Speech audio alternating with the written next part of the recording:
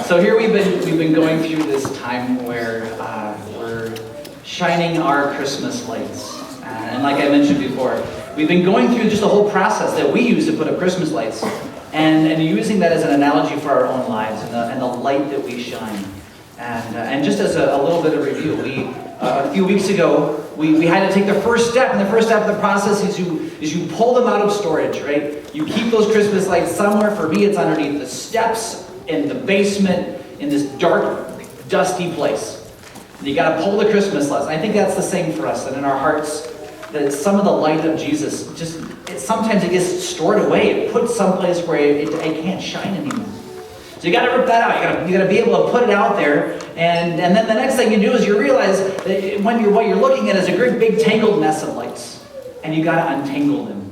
And we were doing some untangling of lights in preparation for the Living Nativity. It takes forever, And then the same thing goes for our lives. I think we find ourselves in places where the sin that we have kind of all tangled in us keeps us from shining the way we should.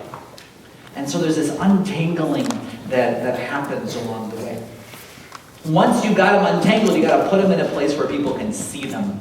You don't leave the Christmas lights on the floor. You put them up. You put them up where people can see them. And so we hang our lights. We make sure our lights are shining in places where others can see them. Jesus wants us to shine like a city on a hill so that others can see Him through us. Today, though, we're talking about what is perhaps the most important part of the process. You've got to plug them in. It's kind of this duh moment, right? I've got my kids over here going, duh. Well, of course, that's right? It is true, though. It is kind of a duh moment. Well, how do we shine on our own? Really? By ourselves. It doesn't happen.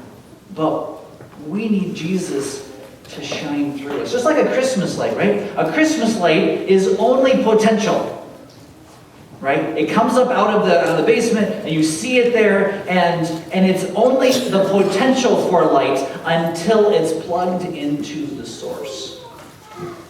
And that source for us is Jesus. Our gospel lesson talks about that too. The gospel lesson was talking about branches, right? The very famous where Jesus says, I am the vine, you are the branches.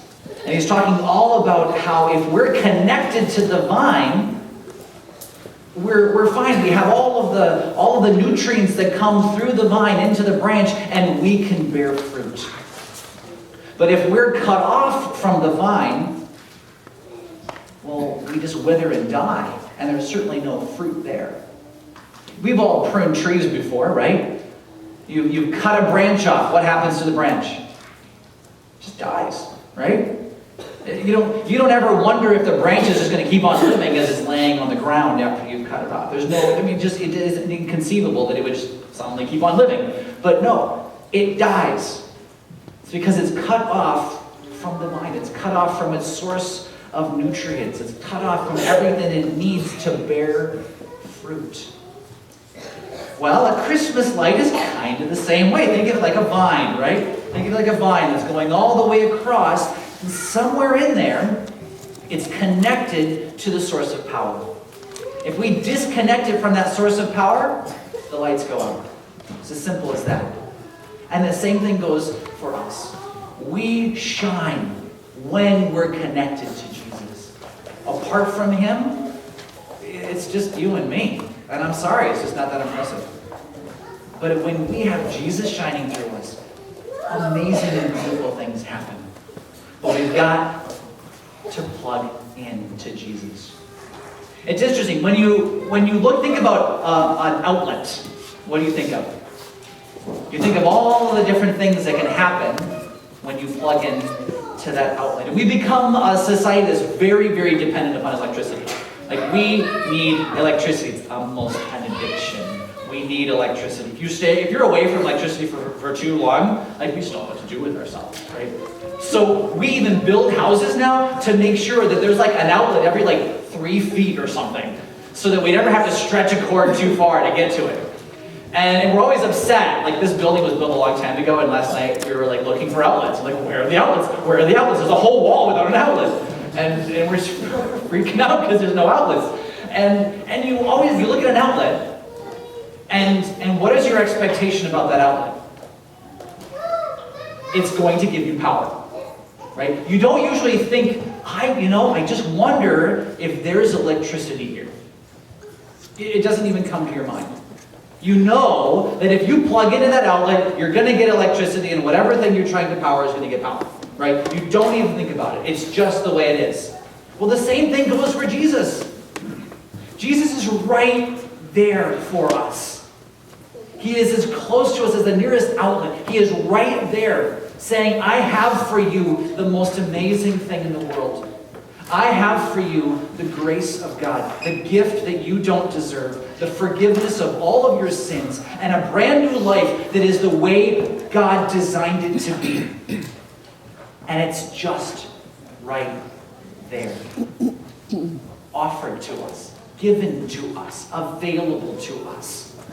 And here we are, what? Inanimate lights. We have nothing, we can't shine on our own. There's nothing that we can do until we get plugged in. And the power comes from Jesus. And that power comes through us. And you know what? We're really not all that different. We're still just the same vine. We're still the same cord. We're still the same lights. But the difference is the power. The difference is the power is now running through us. The power now allows us to shine. And whose light are we shining? We're shining Jesus' light. Because these lights don't shine on their own. Now it's important for us to know what that light is. It's important for us to know what that power is. And the power is very simply this. The power is sacrificial love. What did Jesus do for us?